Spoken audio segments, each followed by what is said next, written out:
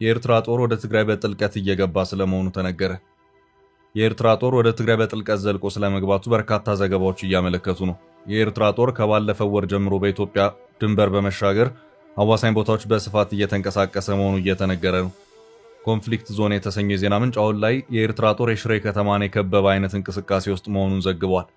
ከድንበር እስከ 25 ኪሎ ሜትሮች ወደ ውስጥ የተሻገረው ጦሩ ታቴ አዲያቦ፣ አዲ አሰር፣ አዲ ጸጸር፣ ማይኩሊ፣ አዲ ነብሪ በተሰኙ አካባቢዎች መግባቱን ከዜና ምንጮች አረጋግጫለሁ ሲል ዘግቧል። ሌላኛው የዜና ምንጭ ክሪቲካል ትሪት ደግሞ ኤርትራና ህወሓት ጦራቸውን በተለያዩ አቅጣጫዎች ወደ ውጊያ ግንባሮች እያስጠጉ መሆኑን ገልጿል። ኤርትራ ጦሯን ያስጠጋችበት አንደኛው ግንባር ኢትዮጵያ፣ ኤርትራና ሱዳን በሚዋሰኑበት በወልቃይት በኩል መሆኑን የክሪቲካል ትሪት ሪፖርት ያመለክታል። እንደ ኮንፍሊክት ዞን ዘገባ ደግሞ አዲ አሰር ከድንበሩ 15 ኪሎ ሜትር ባነሰ ርቀት የምትገኝ ሲሆን የኤርትራ ጦር ሜካናይዝድ ጦር መረብን በዚያ አቅጣጫ መሻገሩን የተገለጸው።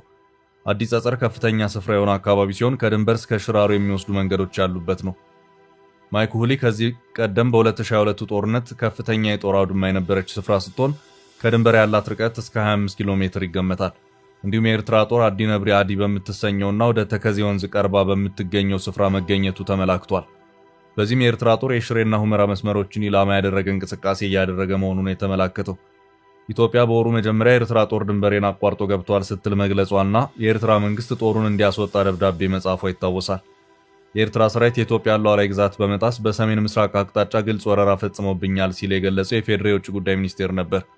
በውጭ ጉዳይ ሚኒስትሩ ጌዲዮን ጢሞቴዎስ የተጻፈውና ለኤርትራ የውጭ ጉዳይ ሚኒስትር ኦስማን ሳላ በተላከው በዚህ ደብዳቤ አሁን በኤርትራ በኩል የተከፈተው ትንኮሳ በምንም መመዘኛ ቅቡልነት የሌለው መሆኑን በማብራራት ኤርትራ ሰራዊቷን በአስቸኳይ እንድታስወጣና ለሰላማዊ ድርድር ዝግጁ እንድትሆን በይፋ እንጠይቃለን ሲል በአጽንኦት መጠየቁ ይታወሳል። ኤርትራ ጉዳዩን ውሸት በማለት ብታስተባብልም ጦሯ ድንበር አቋርጦ በመግባት እንቅስቃሴውን ማበራከቱ የተባበሩት መንግስታት ከፍተኛ ኮሚሽንን ጨምሮ የተለያዩ አካላት መረጃ እያጋለጠ ይገኛል። ከ5 ቀናት በፊት የተባበሩት መንግስታት ድርጅት ከፍተኛ የሰብአዊ መብት ኮሚሽን በድንበር ውጥረት በከፍተኛ ሁኔታ መጨመሩንና ድንበር ያቋረጠ ወታደራዊ እንቅስቃሴ መኖሩን ገልጾ ቀጠናው በጦርነት ዋዜማ ላይ ነው ማለቱ ይታወሳል። የኤርትራ ጦር ከፕሪቶሪያ ስምምነት ማግስት እንደ ኢሮብና ዛላምበሳ ባሉ አካባቢዎች ጦር አስፍሮ መቆየቱ የሚታወቅ ነው።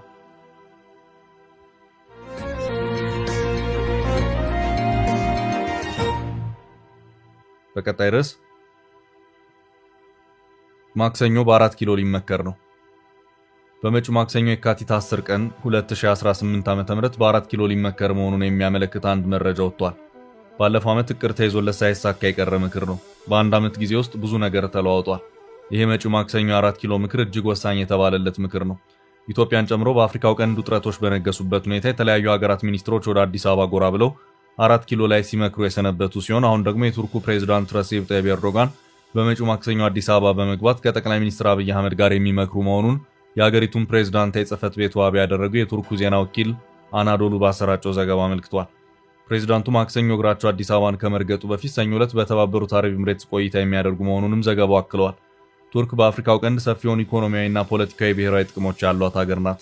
በቀንዱ የቱርክ ጥቅሞች ኢትዮጵያና ሶማሊያ ላይ ያረፉ ሆነው ይታያሉ። በሶማሊያ በአሁኑ ሰዓት በሀገሪቱ የባህር ዳርቻ ከፍተኛ መጠን ያለው ነዳጅን ለማውጣት ቱርክ በሰፊው እየሰራች ትገኛለች። እንደ አናዶሉ ዘገባ ከሆነ ኢትዮ ቱርክ የኢኮኖሚ ትስስርም ከፍ ያለ ነው። የቅርብ ቢሆንም በወታደራዊ መስክ ያለው ግንኙነትም እየተጠናከረ መሄዱ ይነገራል። ኤርዶጋን አዲስ አበባ ከመድረሳቸው በፊት በኢትዮጵያና ቱርክ መካከል በርካታ ኢኮኖሚያዊ ድርድሮች ተካሂደው ለፊርማ ዝግጁ እንደሆኑም ዘገባው አመልክቷል። ለፊርማ የተዘጋጁት የሁለትዮሽ የስምምነት ሰነዶች ምን ላይ ያተኩራሉ በሚለው ዙሪያ ግን የወጣ መረጃ የለም። ፕሬዝዳንቱ አዲስ አበባ እንደገቡ እነዚህ ያለቀላቸው የድርድር ሰነዶች ተፈርመው ወደ ስምምነት የሚቀየሩ መሆኑም ታውቋል። ኤርዶጋን ኢትዮጵያን እንደሚጎበኙ ቃል ገብተው የነበሩት ከአንድ ዓመት በፊት ኢትዮጵያና ሶማሊያን እዛው ቱርክ አንካራ ላይ ባደራደሩበት ወቅት እንደነበር የሚታወስ ነው። ከዚያ በኋላ ግን በአፍሪካው ቀንድ ብዙ ነገሮች ተለዋውጠዋል። እስራኤል ወደ አፍሪካው ቀንድ ጎራ በማለት ለሶማሌላንድ ሀገራዊ እውቅናን መስጠቷ አዲስ የቀንዱን ቀጠናዊ ውጥረት ቀስቅሷል። በዚህ እውቅና እስራኤልን ያወገዘችው ቱርክም ጥብቅ የሶማሊያ ወዳጅ በመሆኗ የዚሁ ቀጠናዊ ውጥረት አንድ አካል ሆናለች። ሶማሌላንድ የሉዓላዊ ግዛቴ አንድ አካል ናት በማለት የትኛውም ሀገር እውቅና እንዳይሰጣት የምትቃወም ስትሆን እስራኤል ለሶማሌላንድ ሀገራዊ እውቅና በመስጠት በዓለማችን የመጀመሪያዋ ሀገር ሆናለች። ከዚህም በተጨማሪ በመካከለኛው ምስራቅ በሳውዲ አረቢያና የተባበሩት አረብ ኤምሬትስ መካከል የተፈጠሩት ልዩነቶችም በአፍሪካው ቀንድ ላይ ጥላውን እያጠላ መሆኑን ሮይተርስ ባሰራጨው ዘገባው አመልክቷል። ሳውዲ ከቱርክና ኳታር ጋር በአንድ ጎራ በመሰለፍ በሶማሊያ እንቅስቃሴዎችን ስታደርግ፣ የተባበሩት አረብ ኤምሬትስ ደግሞ ጠበቅ ያለ ግንኙነቷን ከሶማሊላንድ ጋር አድርጋለች። የተባበሩት አረብ ኤምሬትስ በሳውዲ ግፊት በየመንና ሶማሊያ የነበራትን ጦር ያስወጣችበት ሁኔታ ተፈጥሯል። ሳውዲና የተባበሩት አረብ ኤምሬትስ በሱዳንም የእርስ በእርስ ጦርነት ጉዳይ ልዩነቶች እንዳሏቸው ዘገባዎች ያመለክታሉ። የኢትዮ ግብጽም አባይን የተመለከተው ውዝግብ አንደኛ የአፍሪካው ቀንድ የውጥረት መንስኤ ነው። ኤርዶጋን ከአንድ ሳምንት በፊት ካይሮ ነበሩ። ከፕሬዝዳንት አልሲሲም ጋር መክረዋል።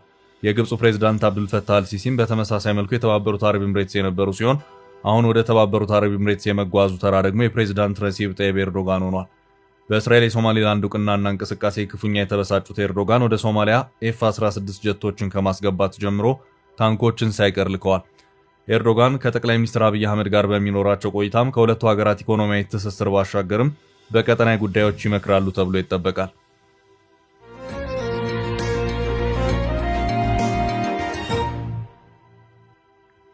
በቀጣይ መረጃ አደገኛው ጦርነት ሊፈነዳ ነው። አደገኛው ጦርነት ሊጀመር ጫፍ ላይ የደረሰ መሆኑን ሮይተርስ የዜና ወኪል ባሰራጨው ዘገባ አመልክቷል። ይህ አደገኛ ነው የተባለለትና ቀጠናውም ወደ ለየለት ትርምስ ሊከት ይችላል የተባለው ጦርነት በአሜሪካና ኢራን መካከል የሚደረገው ጦርነት ነው። ሮይተርስ የዜና ወኪል ስም አይጠቀስ ያሉ ሁለት የአሜሪካ ከፍተኛ ባለስልጣናት መረጃውን አድርሰውኛል በማለት ከሰዓታት በፊት ባሰራጨው በዚሁ ዘገባው እንዳመለከተው ከሆነ የጦር መርከቦቿ ኢራንን ለመደብደብ በሚያስችል መልኩ ቦታቸውን ያስያዘችው አሜሪካ በኢራን ላይ መጠነ ሰፊ ጥቃትን ለመክፈት ዝግጅቷን አጠናቃ የመጨረሻው ጀምሮ የሚለው ትዕዛዝ የሚጠበቀው ከፕሬዝዳንት ዶናልድ ትራምፕ ብቻ ነው። እነዚህ መረጃውን በውስጥ ለሮይተርስ አድርሰዋል የተባሉት ሁለት የአሜሪካ ባለስልጣናት አሁን የቀረው በቅርብ ይካሄዳል ተብሎ የሚጠበቀው አንድ ድርድር ብቻ ነው። ይሄው ድርድር በመጪው ማክሰኞ ፌብሩዋሪ 17 ቀን 2026 ወይም በኢትዮጵያ አቆጣጠር የካቲት 10 ቀን 2018 ዓ.ም ይካሄዳል ተብሎ ይጠበቃል። በትራምፕ አስተዳደር በኩል ኢራንን ዝም ብለን ሹሩሩ እያልን በድርድር ስም እያባበልን መቀጠል የለብንም፣ ድርድሩ ከተሳካ መልካም ነው፣ ካልተሳካ ግን በቀጥታ ኢራንን ወደ ማጥቃት እንገባለን የሚል አቋም እንደተያዘ ዘገባዎች እያመለከቱ ነው። በሌላ አቅጣጫ ኢራን የድርድሩ ጉዳይ እንደተጠበቀ ሆኖ ለማንኛውም በሚል ራሷን የምትከላከልባቸውን ዝግጅቶች እያደረገች መሆኗን አስታውቃለች። ካጠቃችሁን ጦርነቱ ቀጠናዊ እንደሚሆንና ሌሎችንም ጭምር የሚለበልብ እሳት እንደሚሆን መታወቅ አለበት ስትልም አስታውቃለች። ኢራን ጥቃት ከደረሰብኝ በመካከለኛው ምስራቅ ያሉትን የአሜሪካ ወታደራዊ ቤዞችን አጠቃለሁ በማለት አስጠንቅቃለች።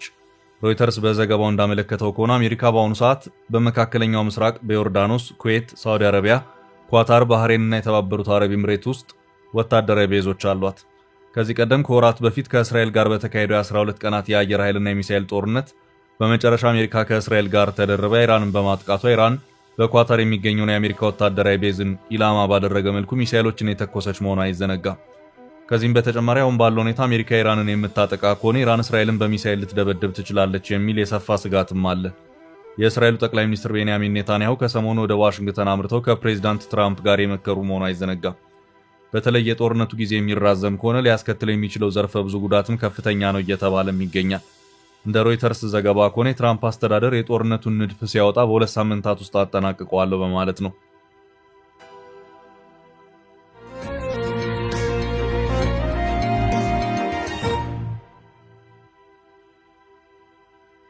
በቀጣይ ርዕስ በወደብ ጉዳይ ተሰማው አስደንጋጭ ኪሳራ።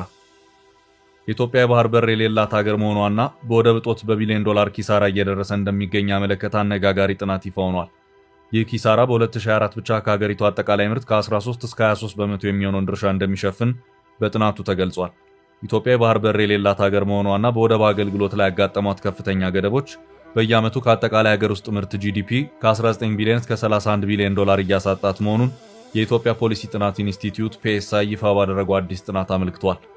ይህ ኪሳራ በ2024 ብቻ ከሀገሪቱ አጠቃላይ ምርት ከ13 እስከ 23 በመቶ የሚሆነውን ድርሻ እንደሚሸፍን በጥናቱ ተገልጿል። ጥናቱን የመሩት ከፍተኛ ተመራማሪ ጀማል መሐመድ እንደገለጹት የወደብ ተዛማጅ ወጪዎች እንደ ቋሚ ታክስ በንግድ እንቅስቃሴው ላይ እየጨመሩ ይገኛሉ።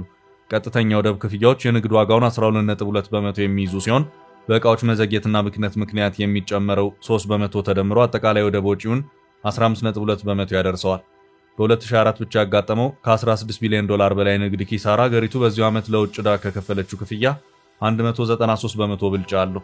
የባህር በር ማጣት የሚያሳድረው ጫና እስከ ግለሰብ የሚዘልቅ ሲሆን በነፍስ ወከፍ በእያንዳንዱ ኢትዮጵያዊ ላይ በየዓመቱ እስከ 235 ዶላር ወይም እስከ 35000 ብር የሚደርስ የኑሮ ጫና እያስከተለ ይገኛል። ኢትዮጵያ ከ1993 ጀምሮ ለውጭ ንግዷ 95 በመቶ የሚሆነውን በጅቡቲ ወደብ ላይ ጥገኛ መሆኗ ለኪሳራውና ለጸጥታ ስጋት የዳረጋት ሲሆን በጥናቱ ወቅት የወደብ መጨናነቅና እስከ 30 ወራት የሚደርሱ ረጅም መዘግየቶች እንዲሁም የኮንቴነር እጥረትና ከፍተኛ የዲመሬጅ ክፍያዎች እንደ ዋና ተግዳሮት ተጠቅሰዋል። በተጨማሪም በቀጠና የሚታየው የወደቦች ወታደራዊ ይዞታ ወደቦቹ ከንግድ አገልግሎት ይልቅ ለዓለም አቀፍ ኃይሎች የጦር ሰፈርነት እንዲያገለግሉ ማድረጉ ችግሩን አባብሶታል። ለዚህም መፍትሄ ይሆን ዘንድ ተመራማሪዎች ኢትዮጵያ ለቀይ ባህር ያላትን ታሪካዊ ትስስር ማዕከል ያደረገ ታላቅ ትረካ ልትቀርጽ እንደሚገባ አሳስበዋል። የራስ የባህር በር የማግኘት ጉዳይ እንደ ታላቁ የኢትዮጵያ ህዳሴ ግድብ ብሔራዊ ህልውና ፕሮጀክት ተደርጎ ሊወሰድ እንደሚገባና ይህም በጠንካራ ዲፕሎማሲና በቀጠናዊ ትስስር መረጋገጥ እንዳለበት ጥናቱ ይመክራል። ይህ በእንዲህ እንዳለ ኢትዮጵያ በዓለም ላይ በህዝብ ብዛት ቀዳሚ የሆነች ወደብ አልባ ሀገር እንደመሆኗ የቀይ ባህር መዳረሻ የማግኘት የረጅም ጊዜ ስትራቴጂካዊ ፍላጎት አላት ሲል ከዚህ ቀደም የግሎባል ሴኩሪቲ መግለጹ ይታወሳል። ከኤርትራ መገንጠል በኋላ 95 በመቶ የባህር ንግዷን በጅቡቲ በኩል እንደምትከውንና በዓመት 1.5 ቢሊዮን ዶላር ወጪ እንደምታወጣ ይኸው ተቋም መግለጹ አይዘነጋም። በሌላ በኩል ጠቅላይ ሚኒስትር አብይ አህመድ ከዚህ ቀደም እንዲሁ እኛ የምንፈልገው መተንፈሻ በር ብቻ፣ ለወደብ ክፍያ ኪራይ በየ2-3 ዓመቱ የሚከፈለው ብቻ ህዳሴ ግድብን ይሰራል፣ ማዳበሪያ ፋብሪካ ይገነባል ሲሉ መግለጻቸው የሚታወስ ነው።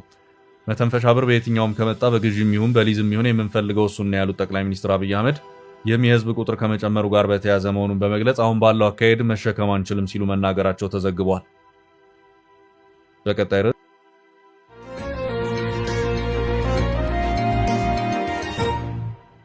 ርዕስ የኢትዮጵያ ሶማሊላንድ አዲስ ስምምነት። ከባድ ውዝግብ ያስነሳው የወደብ ስምምነቱ ባለየበት የሌላ አዲስ ስምምነት በር ተከፍቷል።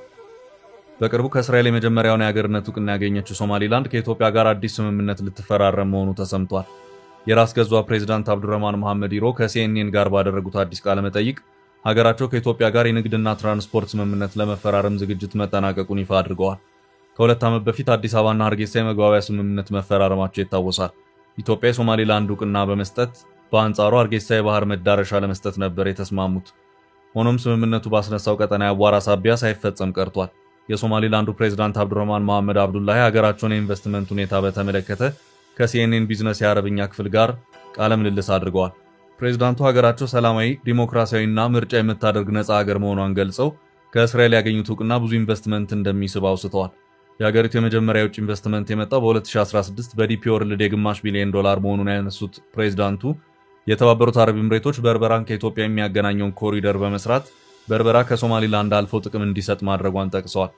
ፕሬዝዳንቱ ስለ ንግድና ኢንቨስትመንት ባነሱበት ቆይታቸውም ከኢትዮጵያ ጋር የትራንዚት ንግድና የትራንስፖርት ስምምነት ለማድረግ ንግግር ላይ ነን፣ በቅርቡ ይጠናቀቃል ብለን እንጠብቃለን ሲሉ ተናግረዋል። 850 ኪሎ ሜትር የሚረዝም የቀይ ባህር ዳርቻ ያላት ሶማሊላንድ በቀይ ባህር ንግድና ደህንነት ወሳኝ ሚና አላት ያሉት ፕሬዝዳንቱ ሀገራቸው በቢሊዮን በርሜሎች የሚቆጠር ነዳጅ እንዳላትና በ2027 ማውጣት እንደምትጀምር ተናግረዋል። እውቅና ሳይሰጧቸው እንኳ በንግድ ከሀገራት ጋር እየሰሩ መሆኑን ያነሱት ፕሬዝዳንቱ ከወሳኝ ማዕድናት ጋር በተያያዘ ከአሜሪካ ጋር እንደሚሰሩ ሲገልጹ ፋብሪካ በሀገራቸው ለሚተክሉ ኢንቨስተሮች ነፃ መሬት መስጠትን ጨምሮ ለረጅም ጊዜ ከታክስ ነፃ እንደሚሆኑ ገልጸዋል። ከቀናት በፊት የሶማሊያው ፕሬዝዳንት ሐሰን ሼክ መሐመድ አሽራቅ አልአውሳት ከተሰኘ ሚዲያ ጋር በነበራቸው ቆይታ እስራኤል ለሶማሊላንድ የሰጠችውን እውቅና ለመቀልበስ ከሳውዲ አረቢያ ጋር እንደሚሰሩ ገልጸው ነበር። ፕሬዝዳንቱ በዚሁ ንግግራቸው አንዳንድ የአካባቢው ሀገራት በሶማሊያ ህብረትና አካባቢያዊ መረጋጋት ላይ አጭር ጊዜ ጥቅሞችን ለማግኘት የእስራኤልን እውቅና እንደ ዕድል ሊመለከቱት ይችላሉ ያሉ ሲሆን የእነዚህን ሀገራት ስም ግን ከመጥራት ተቆጥበው ነበር። የአሁኑ አዲስ የንግድ ስምምነት መቼ ይፋ እንደሚሆን ያልተገለጸ ሲሆን በቀጣይም ሌሎች ስምምነቶች እንደሚፈራረሙ ይጠበቃል።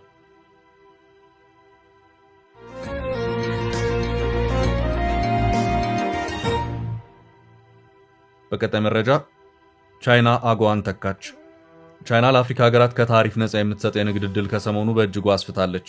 ቀደም ሲል ለ33 ሀገራት ብቻ ተወስኖ የነበረው ምርትን ወደ ቻይና ያለ ታሪፍ የማስገባት ዕድል አሁን ለ53 የአፍሪካ ሀገራት መሰጠቱን የሮይተርስ ዘገባ አመልክቷል። የአሜሪካው አጎዋን የመሰለው ከታሪፍ ነፃ ምርት የማስገባት ዕድሉ እንደ አውሮፓ አቆጣጠር ከ2026 ሜይ 1 ጀምሮ ተግባራዊ የሚሆን ነው ተብሏል። በዕድሉ ለመጠቀም የተቀመጠው መስፈርት ከቻይና ጋር ጥሩ ግንኙነት ያለው ብቻ የሚል ሲሆን አንዲት አፍሪካዊት ሀገር ግን ከዚህ ዕድል ውጭ ከቻይና አጓ ውጭ የተደረገችው ኢስቲዋና ስትሆን ሀገሪቷ ለታይዋን እውቅና የሰጠች በመሆኗ ከዚህ የቻይና የንግድ ዕድል ተገላለች። ከሰሞኑ በርካታ ሀገራት ለቤጂንግ ከታሪፍ ነፃ ምርት ለመላክ በየፊናቸው ስምምነት ይፈርማሉ ተብሎ ይጠበቃል። ወደ ቻይና የሚላኩ ምርቶች አይነት ላይ ገደብ የሌለ ሲሆን ሆኖም ትኩረቱ አረንጓዴና ጥሬ ዕቃ ምርቶች ላይ ያተኮረ ይሆናል ሲል የቻይናው መንግስታዊ ቴሌቪዥን ጣቢያ ዘግቧል። ቀደም ሲል ቻይና ዕድሉን ሰጥታ የነበረው ዝቅተኛ እድገት ላላቸው ሊስት ዴቨሎፕድ ካንትሪስ ብላ ደረጃ ላወጣችላቸው 33 የአፍሪካ ሀገራት ነበር። አሁን ላይ ዝርዝሩ ወደ 53 ከፍ ብሏል። አሜሪካ የአፍሪካን ግሮዝ ኤንድ ኦፖርቹኒቲ አክት ወይም አጓ በሚል የሰየመችው ከታሪፍ ነፃ ምርት የማስገባት እድል ለዓመታት ሰጥታ ነበር። የትራምፕ አስተዳደር ይህን እድል በአንድ ዓመት ብቻ እንዲራዘም ማድረጋቸው ይታወሳል። ከአሜሪካ ከነፃ ታሪፍ ኢምፖርት ለመጠቀም የሰብአዊ መብት አያያዝና ሌሎች መስፈርቶች አስገዳጅ ሲሆኑ የቻይናው ግን ከቤጂንግ ጋር ጥሩ ግንኙነት ብቻ ያለው ሀገር ምርቱን እንዲልክ የሚፈቅድ ነው።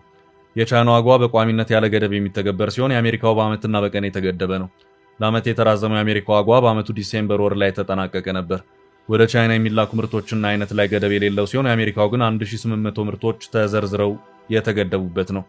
አሜሪካ የቻይናን በአገሯ ያለውን የኢንዱስትሪና ጨርቃጨርቅ ገበያ ለመቀነስ ስትል ያወጣችው ፖሊሲ ሲሆን ቻይና ለንግድ አቅርቦት ትስስር በተለይ ለግብርና ምርቶች ቅድሚያ የምትሰጥበት መሆኑን መረጃ ያመለክታል። በዚህ ፖሊሲ መሰረት ቤጂንግ በዓመት የ1.4 ቢሊዮን ዶላር የአፍሪካ ምርት ወደ አገሯ ከታሪፍ ነፃ እንዲገባ ስለመፍቀዷም መረጃው አክሏል። ተጎጂዎች ግን የአፍሪካ ቻይና የንግድ አለመመጣጠንን አንስቶ እንዲሁም በአፍሪካ ኢንዱስትሪ ምርቶች አለመስፋፋትን በመጥቀስ ቤጂንግ ጥሬ ዕቃዎችንና የኢንዱስትሪ ግብዓቶችን ለመሰብሰብ ያሰበችበት ፖሊሲ ነው ሲሉ ተችተዋል። እንደ አውሮፓ አቆጣጠር በ2025 በወጣ መረጃ መሰረት በአፍሪካና በቻይና መካከል የ102.1 ቢሊዮን ዶላር